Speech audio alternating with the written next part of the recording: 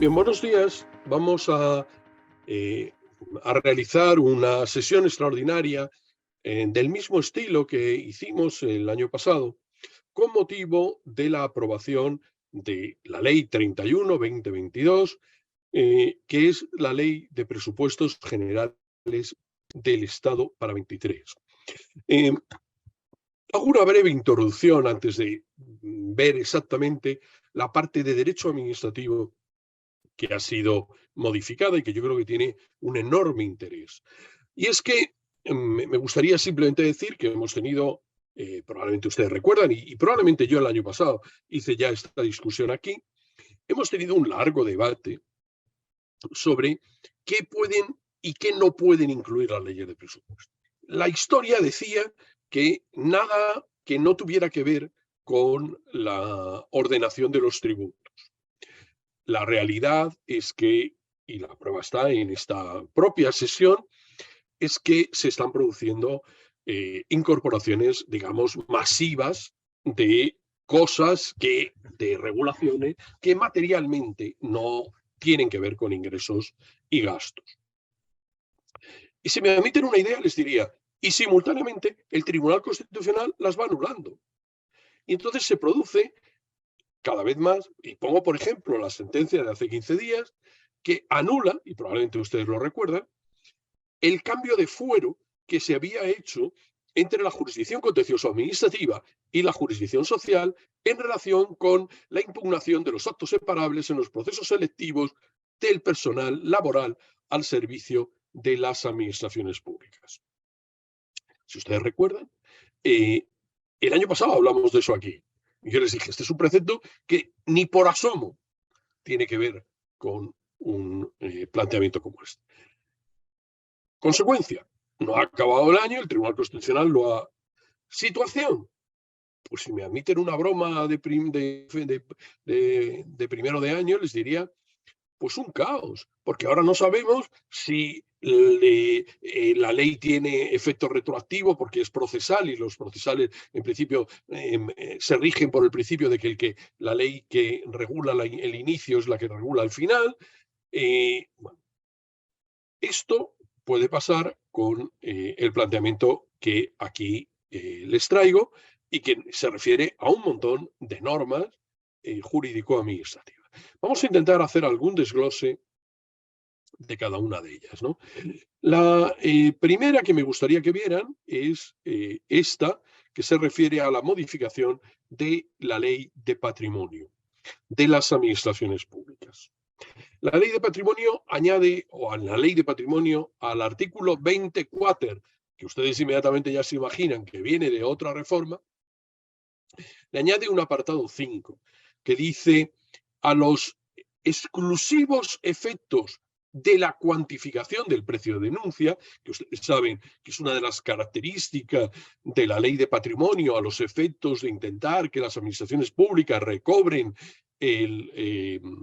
digamos, los bienes indebidamente abandonados, perdidos o simplemente que el tiempo le haya llevado a abandonar. Bueno, pues hay un premio de denuncia, el premio de denuncia que es el 10% del valor de tasación sobre lo efectivamente recaudado.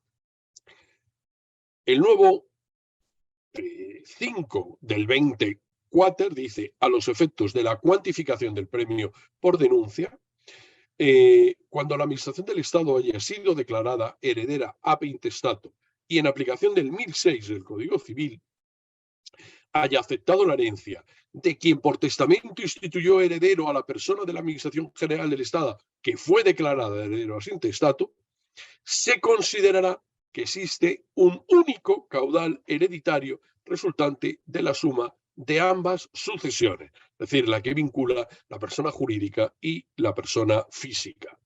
Esta misma regla se aplicará en los casos en los que la Administración General del Estado haya sido declarada heredero ab intestato por aplicación del 1006, haya aceptado la herencia de persona que debería haber sustituido por ab intestato aquella de la que la Administración General del Estado fue declarada heredero. Bueno, estamos hablando del mismo supuesto en dos momentos causales distintos. Segunda modificación, también de la Ley de Patrimonio, apartado 6, artículo 137. La participación en procedimientos de adjudicación de inmuebles requerirá la constitución de una garantía del 5% del valor de tasación en casos de venta directa o del tipo de salida de los bienes en el caso de procedimientos concurrenciales. El requisito de constitución de la garantía podrá suprimirse a criterio del órgano gestor en el supuesto de la enajenación mediante subasta de inmuebles cuando el tipo de salida se recupere la cantidad de 10.000 euros. Por tanto, dos primeras precisiones en relación con la denuncia y la fórmula de cálculo de la denuncia y el concepto de única, y este que es el de la obligación de constituir una garantía. Muy importante esta modificación, cambiamos de tercio, muy importante. Ley General de Subvenciones, Ley 38/2003, se modifica el apartado 1 del artículo 8. Y fíjense lo que dice.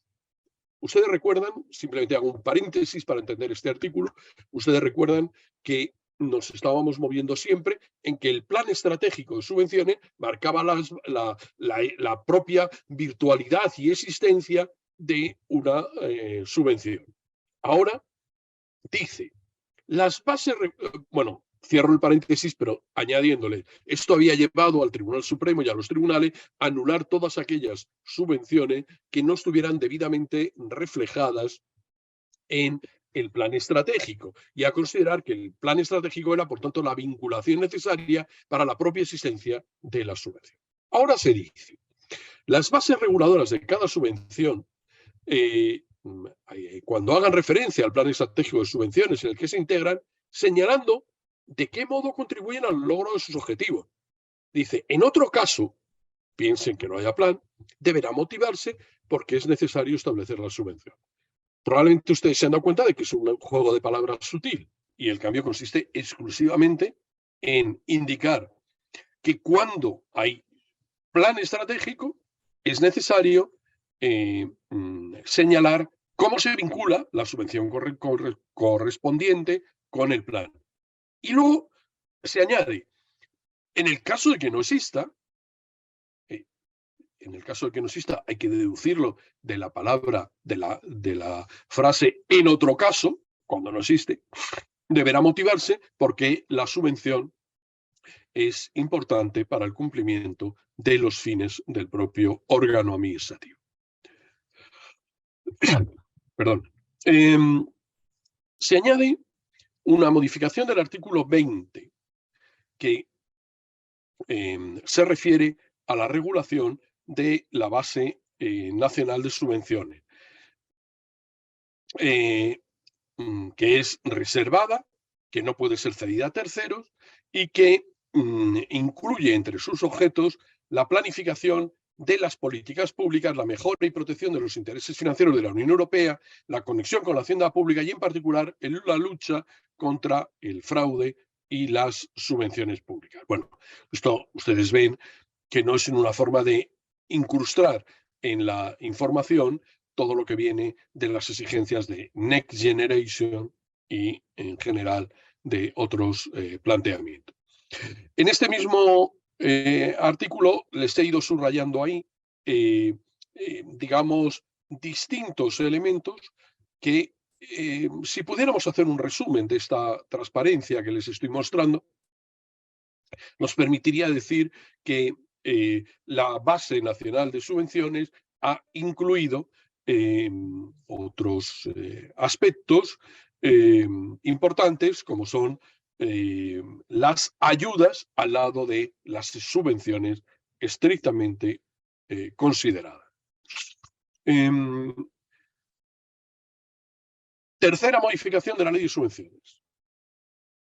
Se da una nueva redacción a la disposición adicional decimosexta, que añade o que señala que en el sector público estatal las funciones encomendadas en el apartado anterior, que se refieren al control de eficacia, corresponderán al departamento ministerial del que dependa el órgano o entidad que financie en mayor proporción la subvención correspondiente. Este es un ajuste para dar entrada a el control que es inherente a la función instrumental descentralizada que regula la Ley 40, donde ustedes saben que están incluidas las estrictamente también las fundaciones públicas. Cambiamos, otro bloque. Si me admiten una broma, como antes les decía, de primeros de año, este es un caso en el que el hijo deroga al padre y, por tanto, la ley de presupuestos que trata de regular cómo se hacen los presupuestos es modificada por un presupuesto. Es decir, un supuesto, digamos, no muy ortodoxo desde un punto de vista regulatorio, pero bueno, ahí está.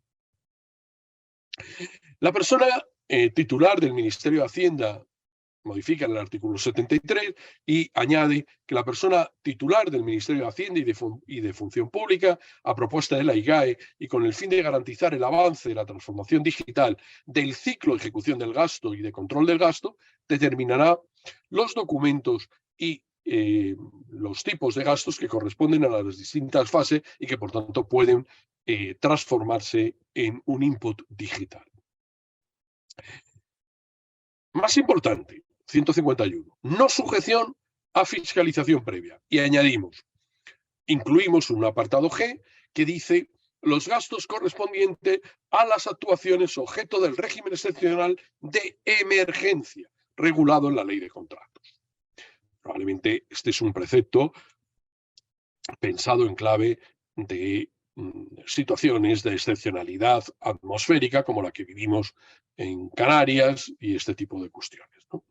Y por último, se modifica el 168, ámbito de auditoría de las cuentas anuales, en los términos de incluir a las fundaciones públicas, cuyo cierre contable se regula, en partidas que superen 11.400.000 euros o que su importe neutro anual supere los 22.800.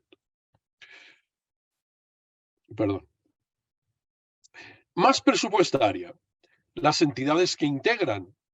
Hay una modificación de la adicional 25ª que dice que las entidades que integran el sector público, empresarial y fundacional podrán suscribir o financiar acuerdos de patrocinio con, o en relación con actividades de carácter cultural, deportivo o científico, que es lo que se añade, previo informe favorable del Ministerio de Hacienda y Función Pública. No podrá superar el 2% del beneficio de impuestos de la entidad correspondiente. Y en las cuentas, mientras las cuentas no estén anuadas, las citadas aportaciones deben de producirse después del pago de impuestos a los efectos de que no haya una dificultad. Disposición adicional 26ª, nueva también en la Ley General Presupuestaria, pagos a justificar para actuaciones de promoción del turismo, en el que se regulan los libramientos a justificar de carácter periódico para gastos en el extranjero destinados a actuaciones promocionales del organismo autónomo y a financiar el crédito del artículo 64, gastos de inversiones de carácter inmaterial. Bien, aquí tienen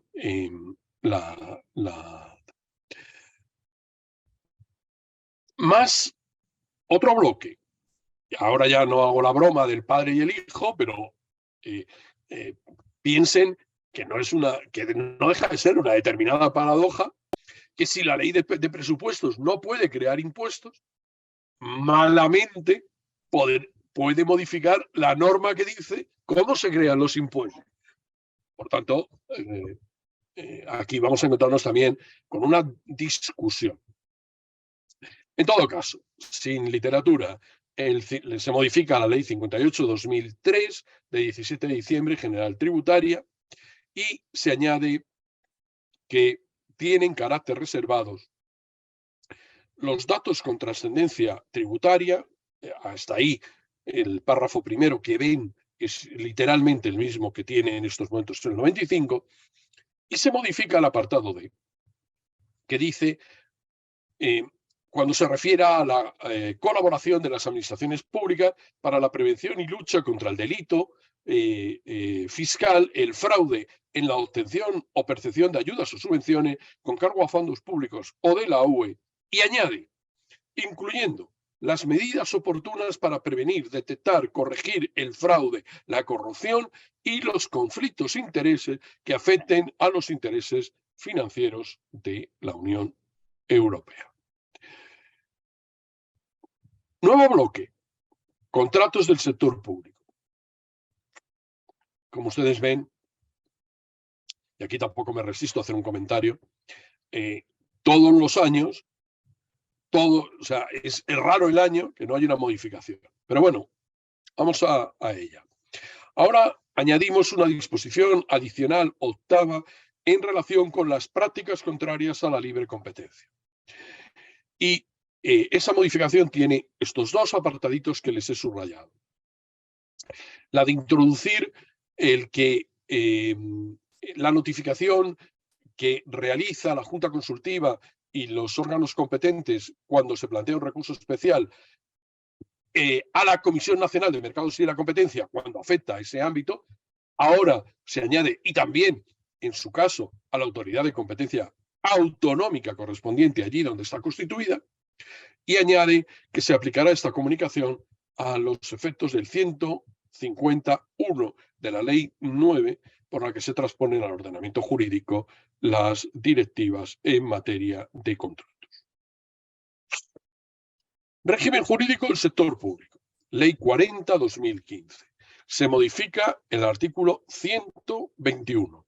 El personal al servicio de los consorcios podrá ser funcionario o local y habrá de proceder de las administraciones participantes, en cuyo caso su régimen jurídico será el de la administración de inscripción. ¿Qué hemos añadido?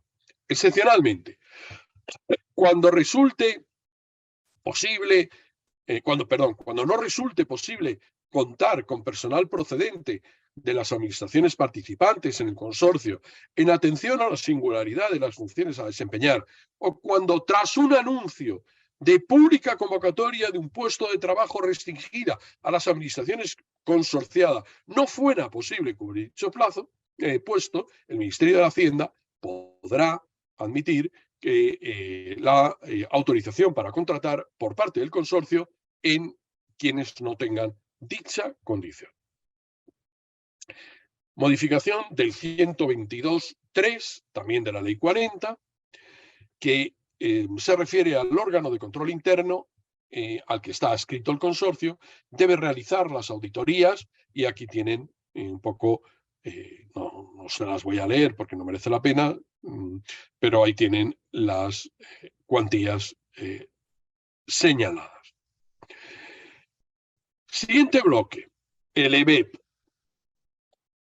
El EBEP también resulta de nuevo modificado y cuando se refería el artículo 32.2 a la garantía para el cumplimiento de los convenios, se añade: a los efectos de lo previsto en la garantía de ejecución, se entenderá, entre otras, que concurre la causa de interés público derivada de la alteración sustancial de las circunstancias económicas cuando las administraciones públicas deban adoptar medidas o planes de ajuste de reequilibrio de las cuentas públicas o de carácter económico-financiero para asegurar la estabilidad presupuestaria. Es decir, se ha definido, y si me admiten la idea, facilitado, el que cuando hay una crisis económica se pueda desatender el contenido obligacional de un acuerdo colectivo.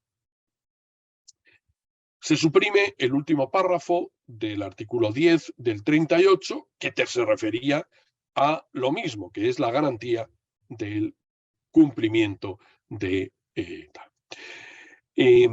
Se modifica el EBEP en la disposición adicional relativa a los planes de igualdad, en el que se dice que las administraciones públicas aprobarán cada 4 años, es decir, al inicio de una legislatura, un plan de igualdad entre hombres y mujeres para sus respectivos ámbitos, que debe alcanzar a la promoción de la igualdad, de las oportunidades de empleo, estrategias, medidas y que se crea un registro de planes de igualdad adscrito al departamento con competencia en materia de función pública. En otro lado, vuelve a aparecer la ley de contratos. Y digo en otro lado porque he procurado seguir la sistemática que estábamos planteando. Cuando se añade una modificación al 69.2 diciendo que cuando existan posibles elementos o indicios de colusión entre las empresas agrupadas, se utilizará el procedimiento de denuncia o de remisión general que establece el 151, que, como verán, se ha convertido en la panacea procedimental para intentar cuadrar competencia con ley de contratos. Bueno, en las prohibiciones de contratar hemos añadido, y en el caso de empresas de más de tal, por no cumplir la obligación de más de 50 trabajadores, perdón, por no cumplir la obligación de...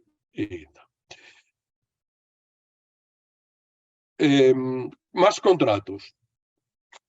Bueno, esta es una modificación muy de detalle en relación con los acuerdos de clasificación de la Junta Consultiva. Hay una reformulación del procedimiento en su...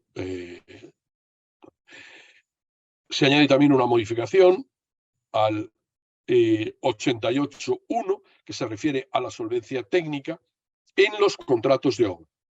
Y se dice, a los efectos de la clasificación de los contratistas de obra y asignación de categorías de clasificación, el titular de función pública, o sea, Hacienda y Función Pública, podrá fijar mediante orden una relación de subgrupos de clasificación con un periodo de 10 años. Como se ve, es un poco lo que les decía.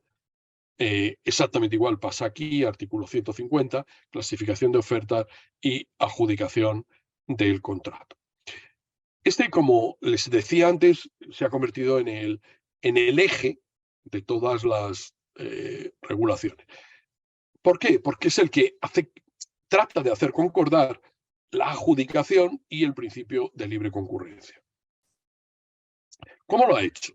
Bueno, diciendo que en el caso de que exista un indicio de que alguna de las conductas afectan a la competencia, hay un informe previo, un trámite previo para que el afectado informe sobre el carácter o no de tales indicios. Debe incluir una explicación detallada de los indicios detectados, las razones para considerar presuntamente colusorio, etcétera, etcétera. Bueno, aquí tienen, insisto, el procedimiento que permite a la comisión o al órgano de competencia solicitar la documentación adicional y, digamos, nos sitúa en el marco de la resolución, que aquí tienen también las condiciones, ¿no? A ver, más contratos, nueva redacción de los apartados 3 y 6 del sistema. El resto de entidades podrá solicitar la inclusión en el sistema estatal de contratación centralizada de la Dirección General de Racionalización. Básicamente aquí lo que se trata es de fomentar la utilización de la contratación centralizada y habilitar que el conjunto de las administraciones públicas puedan, no mediante su participación en el ámbito de la directriz de una administración, sino mediante un procedimiento voluntario, puedan solicitar esta participación. nueva disposición transitoria sexta en la ley de contratos sobre la clasificación de los contratistas, que es, vamos a decirlo así, un ajuste técnico en relación con las modificaciones que antes hemos señalado en relación con los nuevos esquemas de clasificación. Más otro bloque, medidas urgentes por las que se incorporan al ordenamiento jurídico español diversas directivas en relación con la directiva sobre lo que hemos llamado contratación especial. Básicamente ustedes recuerdan que España tuvo una dificultad enorme con la transposición y que esto acabó en el Decreto Ley 3/2020, que tiene una ley entera, después de que el Parlamento no concluyera el proyecto de ley en plazo suficiente. El gobierno lo retiró y lo aprobó por decreto ley. Bien, aquí se añade un artículo 72 que, como ven, vuelve, o aquí también usa la conexión con el 151 de la ley de contratos, el de las denuncias ante la comisión, como elemento común para que todo se mueva en el mismo orden, ¿no? Bueno, exactamente igual la modificación de la final decimosexta. Otro bloque, estamos acabando, pero verán que es profuso. Real Decreto Ley 3620, modernización de la administración pública y ejecución del plan de resiliencia. Bueno, aquí hemos hecho una modificación que permite los compromisos de carácter plurianual, la programación plurianual, y que permite unos ajustes en relación con el presupuesto al que debe de aplicarse. También en relación con el artículo 42. Bueno, yo creo que con esto tenemos una visión de las modificaciones que en el ámbito administrativo se han ido produciendo y que he querido resumírselas teniendo en cuenta su importancia y su alcance. Muchas gracias.